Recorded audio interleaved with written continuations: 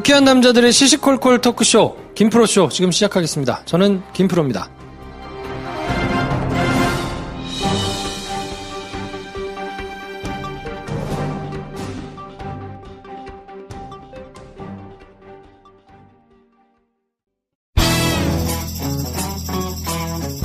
서초동 감식반장 김프로.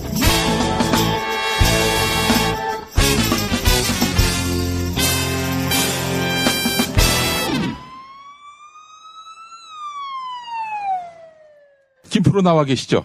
네, 안녕하세요. 김프로입니다. 네, 오늘의 핵심 관심사 김관진, 임관빈 석방입니다.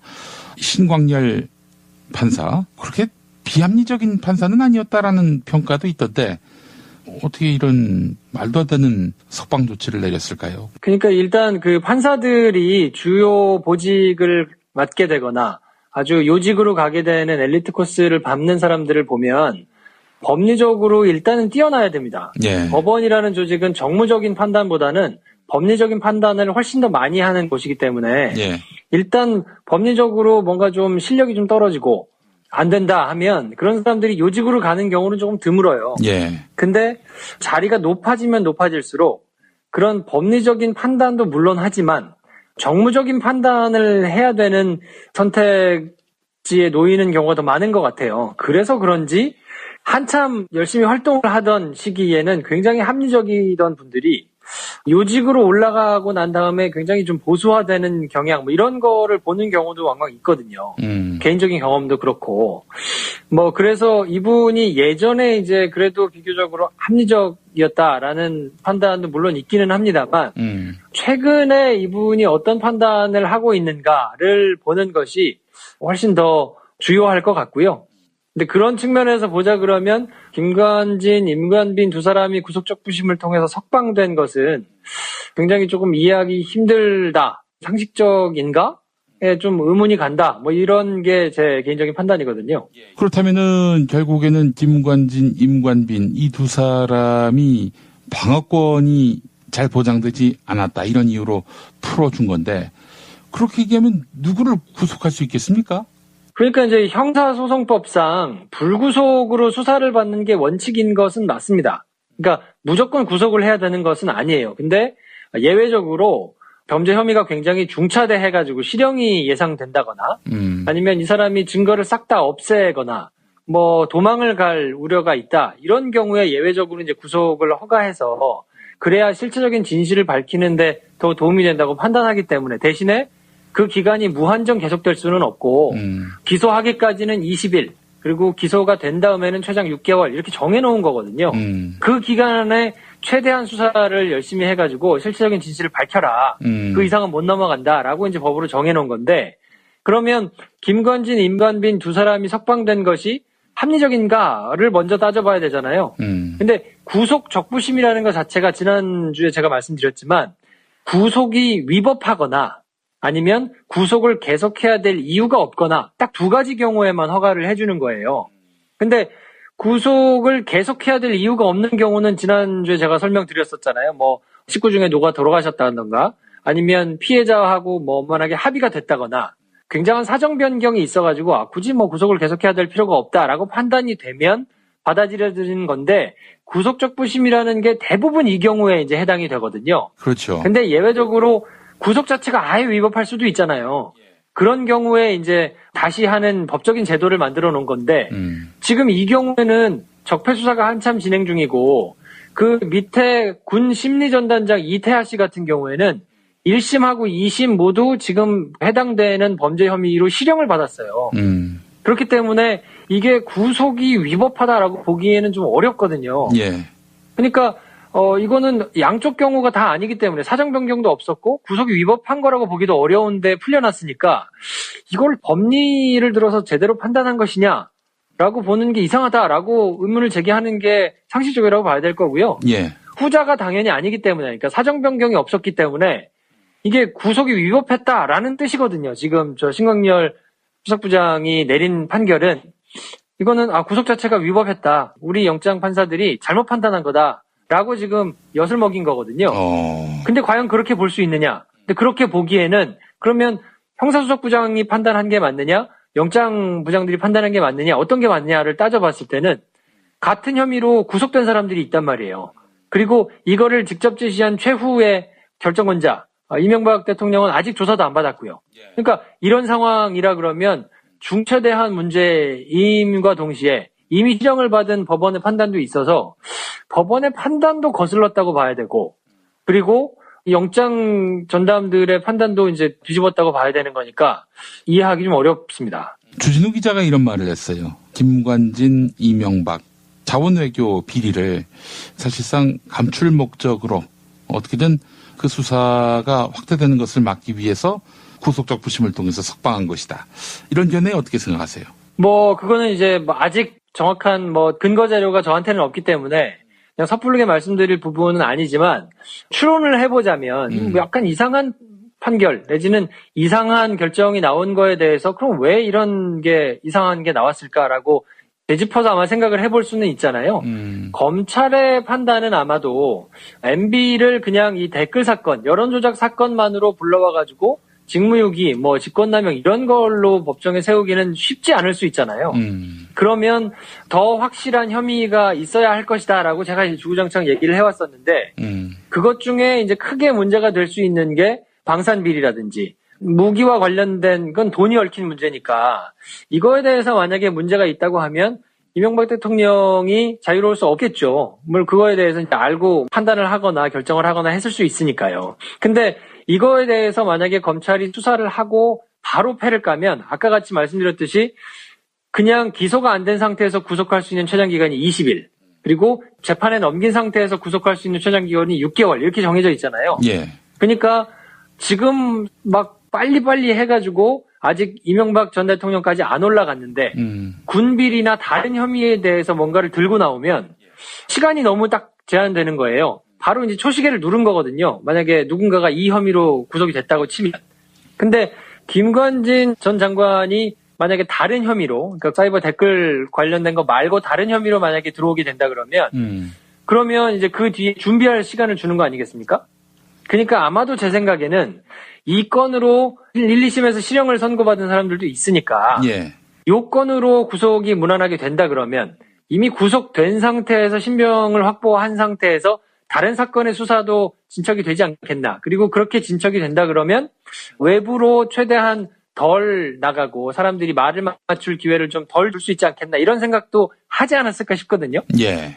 그러니까 이른바 이거는 별건 수사라고 보기는 조금 그런데 악의적으로 하는 것은 아니니까 혐의가 일단 다른 것들이 있으면 이제 기술적으로 그렇게 하는 거를 생각했을 수 있겠는데 구속이 안 됐으니까 다시 이 혐의 가지고 구속시킬 수는 없을 거란 말이에요. 예. 그래서 이제 검찰의 셈법이 좀 복잡할 텐데 지금껏 이루어진 영장 전담 판사들의 약간씩 튀는 판결들이 있었잖아요. 아니 이건 왜 영장이 안 나왔을까 싶은 것들이 있단 말이에요. 이거를 이해하기 위해서는 법원 구조를 조금 이해해야 됩니다. 그러니까 중앙지법의 중앙지방법원장이 있잖아요. 예. 이 사람을 교장 선생님으로 이해한다면 그 밑에 교감 선생님이 2명 계세요. 형사부를 담당하는 형사수석. 형사재판이라는 거는 받고 나면 처벌을 얼마나 받느냐 이런 거에 재판을 하는 거고 예. 민사와 관련된 재판은 아시다시피 누가 얼마를 물어줄 것이냐 이런 돈과 관련된 거잖아요. 그러니까 형사를 담당하는 곳이 하나 있고 민사를 담당하는 곳이 있는데 중앙지법이 그곳에 각각의 장들이에요. 형사 수석부장, 민사 수석부장. 그 사람들이 이제 교감 선생님이라고 보시면 되는데 예. 지금 신광열 수석부장이 이 형사 수석부장이거든요. 예. 근데 그 형사 수석부장 밑에 각 재판부가 있는데 그것들 중에 하나로 영장도 있는 거예요. 그러니까 영장을 누구를 발부하고 누구를 기각하고 이런 것들도 전부 다 보고를 받는 위치의 라인에 있다는 거죠. 그러니까 지금 이제 여태까지 이루어진 영장 전담 판사들의 약간씩 튀는 판결, 이거를 좀 이상했다라고 판단을 해볼 때 2가지 가능성이 생길 수 있는 건데요. 영장 판사들이 본인들 스스로 자의적으로 그렇게 판단한 것들이 좀 이상하다라고 볼 수도 있고, 아니면 거쳐가는 형사수석부장이나 중앙지방법원장 요쪽 라인, 그러니까 왜냐하면 대법원장은 바뀌었으니까요. 이 윗사람들의 눈치를 조금 봤을 수도 있겠다. 이 2가지 경우가 나올 수 있지 않겠습니까? 예. 근데 지금 영장이 발부가 됐는데도 불구하고 구속이 위법하지도 않았고 계속할 이유가 없는 그런 뭐 사정병력이 생긴 것도 아닌데 그냥 발부됐던 영장이 석방이 됐단 말이에요. 구속적 부심에서. 그러면 상식적으로 생각해 볼 수 있는 거는 야 그러면 형사수석부장이 그동안 입김을 행사해 왔을까? 이런 의심도 합리적으로 가능하지 않겠습니까? 예. 그게 이제 형사수석부장만인지 아니면 그 이상의 중앙지방법원장도 그랬을지는 모르겠습니다만 이분들이 공교롭게도 전 대법원장 양승태 대법원장 때 임명이 되신 분들이라서 지금 대법원장하고는 궤가 조금 다를 수 있단 말이죠. 예. 근데 지금 구속적 부심에 나왔던 결과 자체가 법리적으로 제대로 판단했다고 보기가 약간 갸우뚱한 이게 정치적인 뭔가 입지나 뭐 그런 것들이 너무 강하게 들어가 있는 거 아닌가 싶을 정도로 의심되는 결정이라고 한다면 여태까지 이루어졌던 영장 판사들의 결정에도 어느 정도 영향이 있었을 수 있겠다라는 뭐 합리적인 의심이 나올 수 있는 상황이고요, 충분히. 예. 그게 앞으로 어떤 식으로 전개될지는 조금 더 지켜봐야 지금 아마 이제 이 정도까지 왔기 때문에 법원 내부에서나 내지는 뭐 다른 이야기들도 나오는 것을 배제할 수는 없는 상황이거든요. 그러니까 요거는 사안을 조금 더 지켜봐야 될 것 같습니다. 그나저나 우병우 전 민정수석 법정을 나오는 길에 검찰로부터 휴대전화 차량에 대한 압수수색 영장을 들고 나타나서 털었단 말이죠. 이게 보니까 우병우가 현 검찰 내부에 내통하는 세력이 있다라는 것이 이제 검찰의 시각인데 이 뉴스는 어떻게 봐야 할까요? 본인도 이제 당혹스러워하는 것 같더라고요. 그게 이제 마침 방송사 카메라에 그대로 잡혔잖아요. 예. 본인도 전혀 생각하고 있었지 못했던 것 같고요. 그리고 지금 현 적폐수사를 진행하고 있는 사람들하고 우병우의 관계는 좋지 않아요. 왜냐하면 지금 수사팀들, 그러니까 뭐 윤석열 중앙지검장을 비롯해가지고 열심히 수사를 하고 있는 사람들이 지난 정권 때 굉장히 억압을 받고 수사팀을 와해하라는 뭐 국정원의 보고서가 나올 정도로 하여튼 뭐 좀 굉장히 방해를 많이 했었거든요.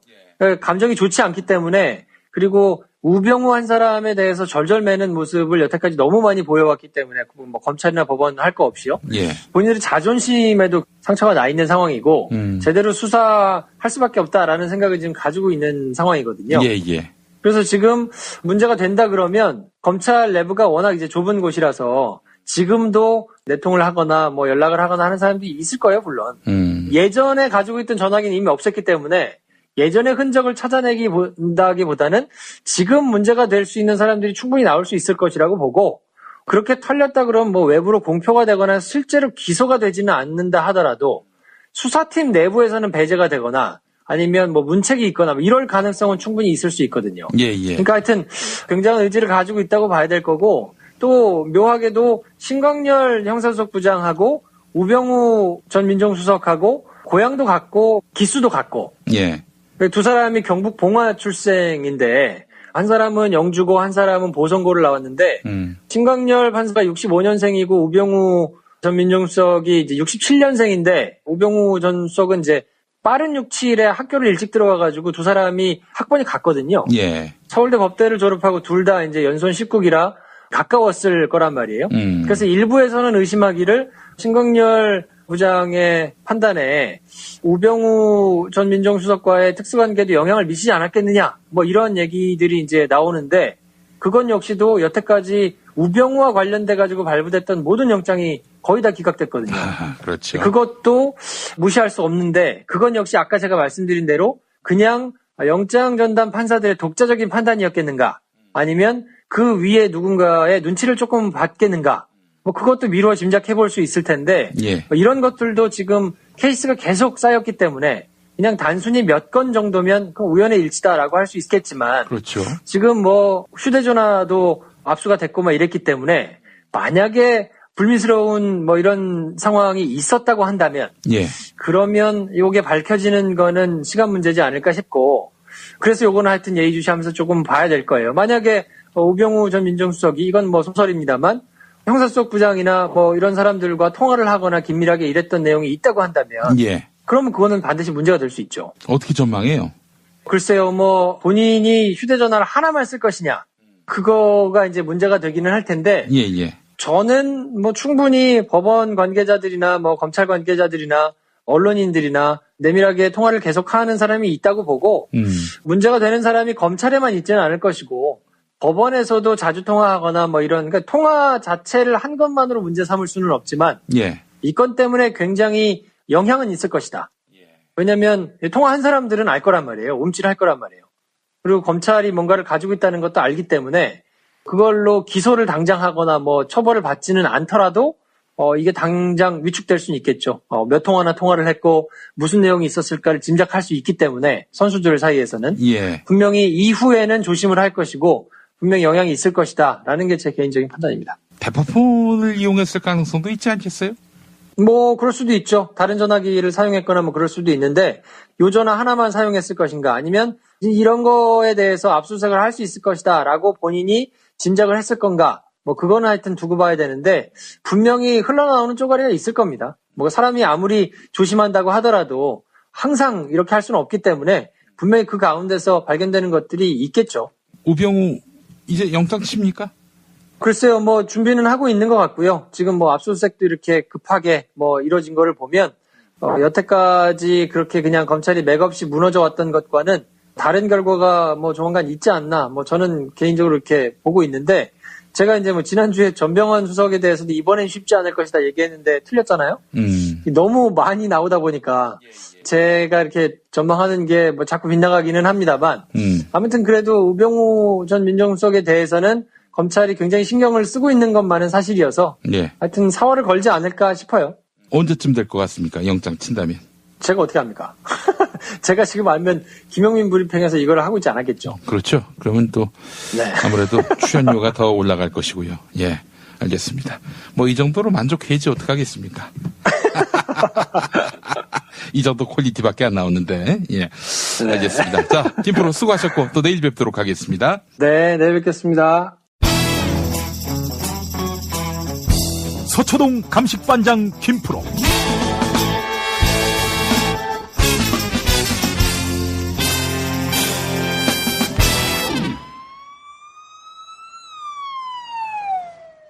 김프로 나와 계시죠? 네, 안녕하세요. 김프로입니다. 예. 자, 우병우 전 민정수석과 이석수 특별감찰관 어제 법정에서 만났는데 서로 눈 한번 맞추지도 않았다. 뭐 이런 얘기가 나오더군요. 네, 90년대에는 두 사람이 이제 같은 지청에서 근무를 하기도 했었거든요. 사이가 굉장히 가까웠었는데 법정에서는 뭐 눈길도 한번 안 마주치고 굉장히 작심한 듯한 발언을 막 쏟아냈습니다. 그래서 이석수 전 특별감찰관이 전반적으로 우병우 전 민정수석에 대해서 이제 문제가 있었다라는 취지의 이야기를 법정에서 막 했었거든요. 불법 감찰이라고 경고하는 메시지를 보내기도 했고, 경찰 얘기를 들어보니까 명백한 특혜였었다. 뭐 이러면서 이제 청탁을 받았다는 담당자 얘기도 이제 막 전하기도 하고 했었거든요. 예. 그랬더니 이제 우 전 수석 측에서는 당시에 막연하게 이제 추측으로 쓰여진 보도를 기반으로 해가지고 결국에는 다 무혐의가 나왔지 않느냐라고 이제 반박을 하니까 예. 성의 있게 감찰에 나와가지고 했냐. 그랬다 그러면 우리도 다른 판단을 하지 않았겠냐 라면서 이제 막 설전을 한참 벌였거든요. 예. 지금 법정에서는 어쨌든 증인으로 나와가지고 이제 이석수 전 특별감찰관이 이제 얘기를 했는데, 예. 요 사건은 요 사건대로 진행 중이지만, 이제 내일 또 피의자 신분으로 불법 사찰 관련해가지고 지금 출석을 할 예정이거든요. 예, 예. 근데 지난번에 휴대폰 압수수색을 당한 것도 있고, 이 휴대폰 압수수색을 당하면서 최윤수 전 국정원 차장과 검찰 내부에서 또 조력을 해준 것으로 보이는 검사 한 명도 조사를 지금 받고 있어서 최윤수 전 차장과 우병우 전 민정수석이 두 사람이 같이 이제 조사를 받고 구속영장이 청구되는 것 아니냐 이런 전망들이 나오고 있더라고요.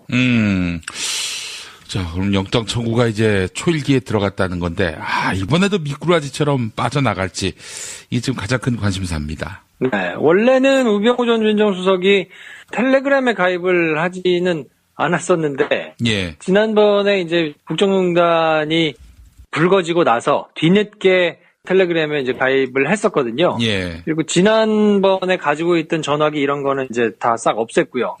압수수색을 당할 만한 것들을 미리 다 조치를 했기 때문에 예전에 혹시 비위 사실이 들어있을 것으로 추정되는 것들은 사실 확보를 못했습니다.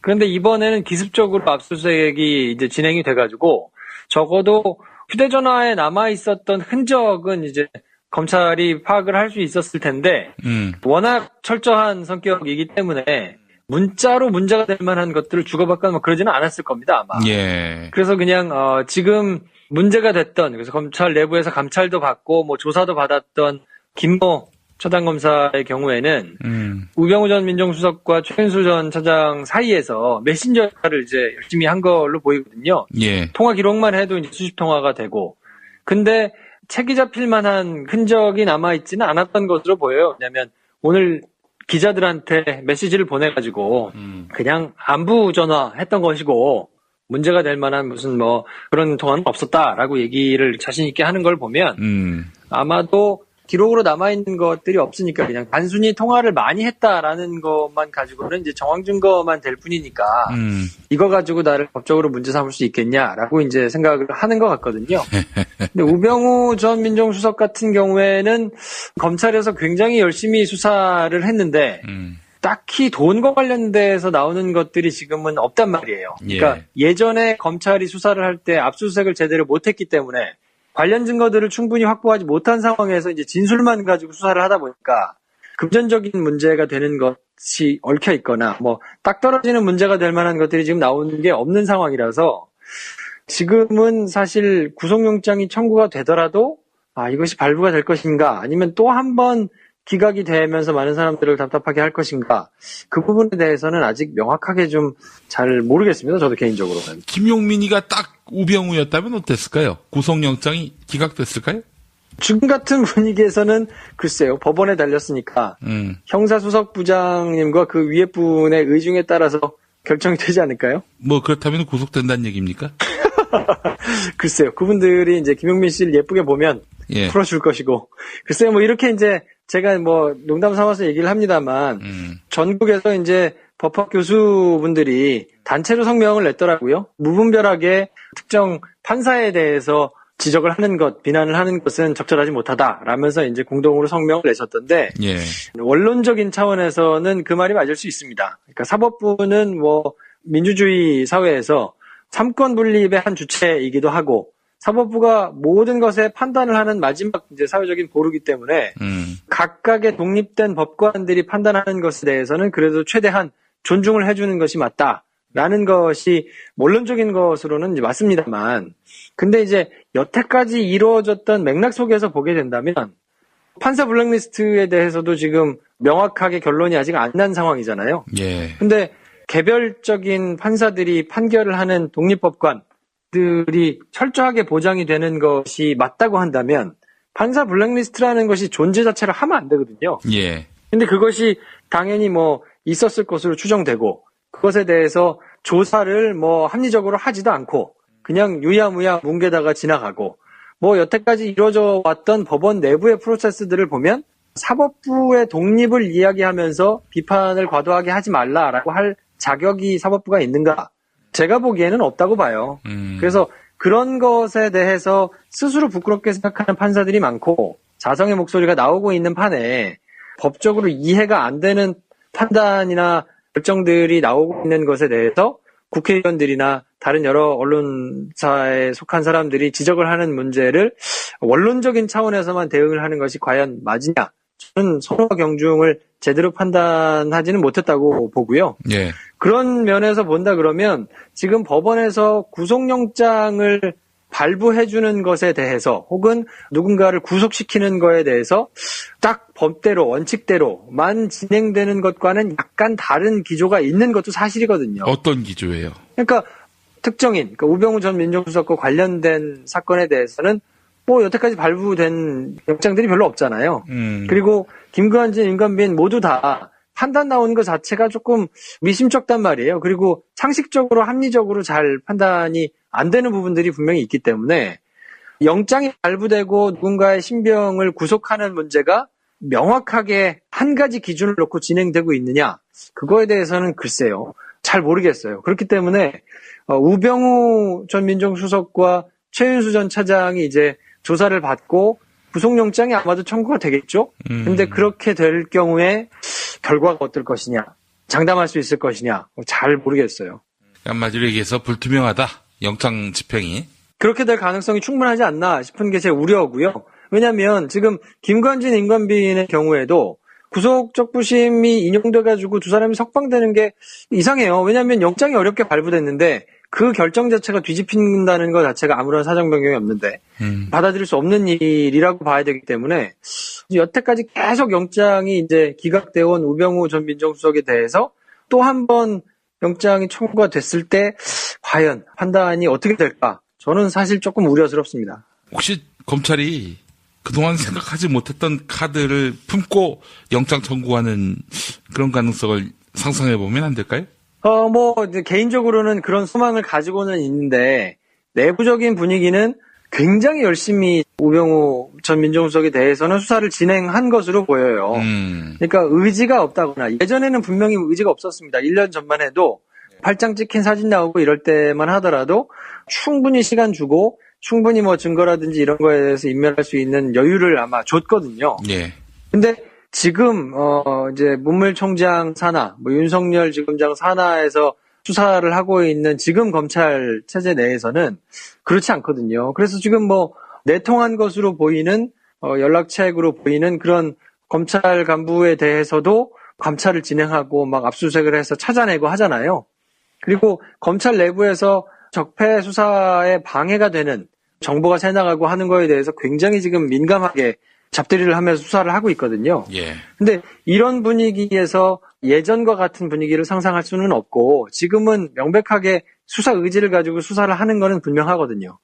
근데 이제 가능성은 두 가지죠. 증거를 이미 다 충분히 없앴기 때문에 새로 나오는 증거를 찾아내기가 좀 어려워서 계속 수사가 답보 상태에 있을 수도 있고 하나는 정말로 우병우 전 민정수석이 그냥 흠잡을 일 데가 없어서 특별히 잘못한 일이 없어가지고 문제가 안 되는 경우도 있고 둘 중에 하나일 텐데 제가 보기에는 후자일 가능성은 글쎄요. 여태까지 검찰 수사가 진행되어 온 맥락을 보면 조금 적다고 보고요. 어쨌든 본인이 떳떳하다면 휴대폰을 없앨 이유가 없었겠죠. 근데 본인이 옛날에 쓰던 휴대폰도 다 바꾸고 이렇게 했던 걸 보면 문제가 될 만한 것들에 대해서 다 준비를 했다는 얘기인데 그러면 그 이후에 검찰 수사가 계속 진행되고 또 굉장한 수사 의지를 가지고 수사를 할 거다라는 것도 충분히 짐작되는 상황에서 본인이 통화를 하거나 접촉을 하거나 이런 거에 있어서 최대한 신경을 썼겠죠. 특수수사에 대해서는 잘 아는 사람이라서 그렇다고 한다면 뭔가 꼬투리가 잡힐 만한 그리고 본인이 구속될 만한 거리를 남겨놨을까? 저는 그러기는 쉽지 않다고 보고 정말 뜻하지 않은 증거를 물증들을 발견해가지고 그걸로 인해가지고 수사가 진행되지 않으면 모를까 쉽지는 않은 상황은 분명하다라는 게 제 개인적인 판단입니다. 함부로 영장을 칠 수 없겠네요. 고민을 하겠죠. 근데 영장은 분명히 치기는 칠 겁니다. 왜냐하면 추명호 전 국장이 구속이 됐으니까 물론 이제 다른 혐의가 여러 나오기도 했습니다만 우병우 전 민정수석이 지금 받고 있는 혐의는 옛날하고는 조금 다른 거거든요. 그러니까 개인적인 사익을 위해서 여러 사람들에 대해서 이제 감찰을 시켰다, 불법 사찰을 시켰다라는 거니까 예. 그거에 대해서는 이제 죄질이 조금 무겁다라고 판단을 할 수 있을 텐데 그래도 뭐랄까요? 김관진, 임관빈 이제 판단을 하는 것들을 보면 여태까지 검찰이 확보할 수 있는 증거는 충분히 확보한 거 아니냐라고 하면서 기각할 수 있는 여지도 있다고 봐야 되기 때문에 그거는 조금 상황을 한번 지켜보시죠. 알겠습니다. 어쨌든 좀 암울하네요. 적폐청산이 쉽지 않다는 건 알았는데 이렇게 몇몇 사람들이 말이죠. 특히 개인 플레이로 개인의 역량으로 검찰의 그런 조직적 영장 집행 의지를 무력화시킬 수 있다는 것. 이게 너무나 좀 한심하고 답답하고요. 예. 그래요. 그 우병우 수사는 대략 이렇게 나오고 있는데 김관진이나 임관빈 다시 영장 칠 가능성은 없나요? 아마 다른 범죄 혐의에 대해서 수사는 진행이 되고 있을 텐데요. 그때 말씀드린 대로 그것을 수면 위로 드러내는 순간 시간이 이제 타임 리밋이 정해진단 말이에요. 예. 구속을 하게 되면 20일, 구속 기소를 하게 되면 6개월 이렇게 정해지기 때문에 그 안에 전부 딱 승부를 봐야 되는데 그렇게 할 만큼 수사가 충분히 무르익었는가?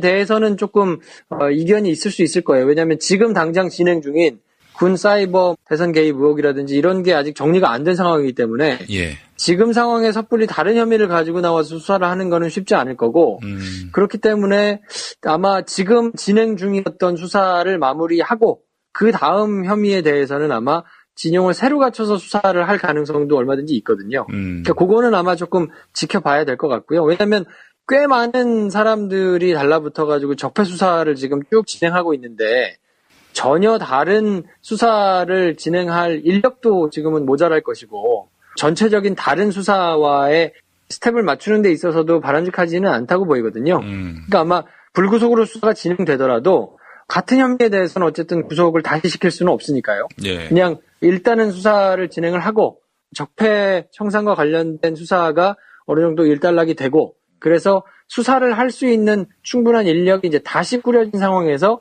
새로운 수사가 진행되는 것이 자연스럽다고 봐야 되는 거 아닌가. 예. 저는 뭐 개인적으로 그렇게 판단합니다. 천신만고 끝에 구속이 되면 또 구속적부심 심사를 할 경우 그 심사를 지금의 문제가 되고 있는 신광열 판사가 판단하게 됩니까?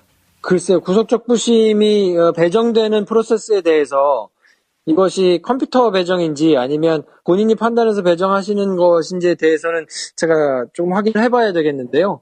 누가 하더라도 아마 검찰이 다음번에 하게 되는 수사, 그러니까 이번 혐의에 대해서 말고요. 왜냐하면 이번 혐의에 대해서는 밑에 사람들이 1, 2심 판단을 이미 받기도 했고 이미 확보되어 있는 뭐 그런 물증들이 상당 부분 있거든요. 예. 그러니까 이제 문제가 되는 거는 말을 맞출 여지가 있느냐 그거만 남아있는 건데 물증들이 확보됐으니까 이 사람들은 굳이 구속을 안 시켜도 되는 거 아니냐라는 게 이제 주요한 논리거든요.